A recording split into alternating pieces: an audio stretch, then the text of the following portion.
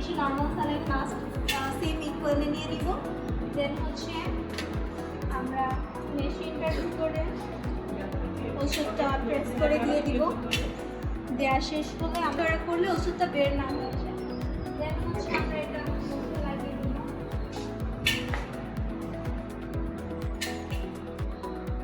এই ফিতাটা দেব যাতে হচ্ছে পেশেন্টের মুখের সাথে মাস্কটা অ্যাডজাস্ট করা যায়।